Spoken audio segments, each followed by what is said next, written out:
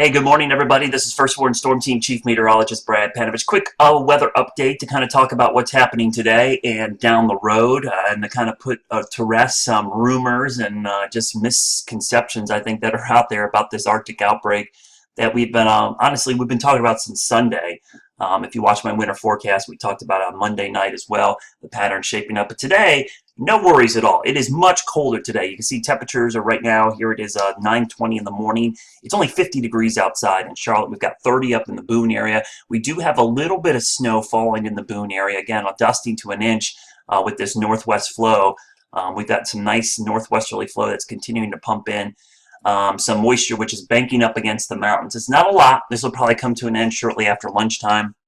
Not enough for an advisor or anything, but a cold, windy, raw day across the North Carolina high country. Now, let's talk about the big change heading our way next week. And to do that, we have to switch to some model data, which I'm going to show you here in a second. This is going to be some of the what I like to call the GFS, or the Global Forecasting System. This is a global model, and you've heard a lot of these things about the Gulf of Alaska.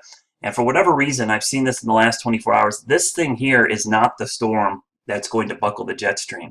This is the storm over here. Not quite sure why there's this confusion. This Gulf low in the Gulf of Alaska is not really the system.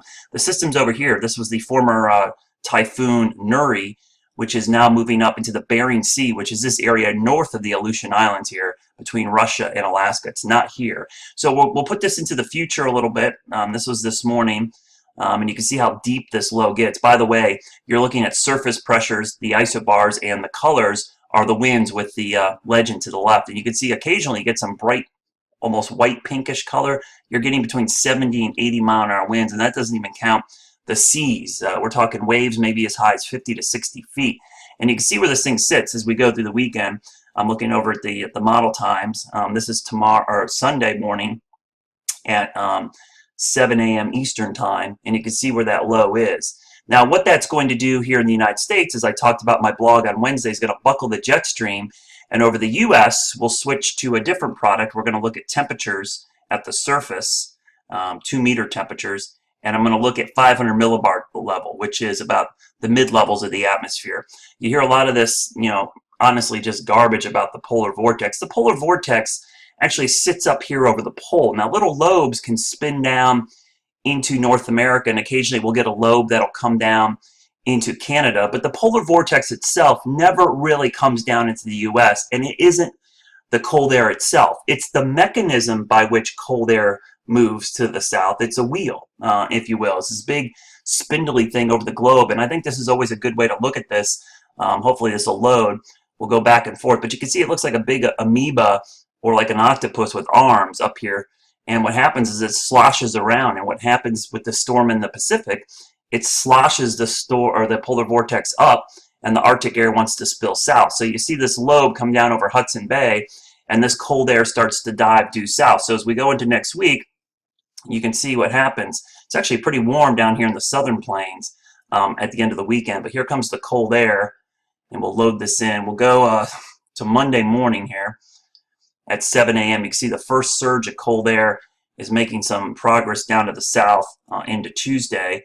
We'll go out to Wednesday, and the cold air is making its way across the country. And this is when the cold front's going to be approaching the Carolinas. You can actually see that pretty sharp contrast of the cold air. Now notice the polar vortex is still up here. This is just a lobe over eastern Canada.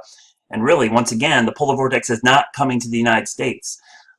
That's just a misnomer. It's just inaccurate. It says Arctic air. What's really happening, and this is a good example here, is a full latitude trough, we like to call it. I'll get my pen here real quickly. And what happens is the airflow is coming right out of the Arctic down into the U.S. Full latitude means the trough goes from the Arctic Circle all the way down almost to the subtropics. So you see a big full latitude trough. And by the way, there's a big full latitude ridge back here. Here's your trough in the jet stream, and then here's another ridge over the Atlantic. And this ridge is going to be sticking around for a while. So we'll go out into the future. Here we are next week. By the end of the week, if we can get this to load. Let me jump out of that. Yeah, we could try to get out of this. Apparently it doesn't want to get out. There we go.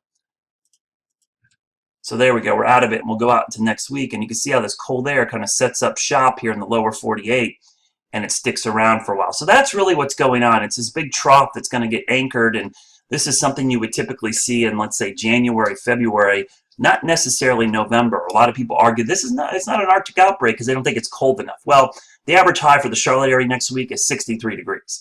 We'll barely be 43. In some cases in the upper 30s. That's 20 to 25 degrees below normal. Now, if this was January when the average high is 51, now you're talking about temperatures in the 20s, upper 20s to low 30s for highs, which is unheard of to have below freezing temperatures. It happens, but that is really cold air.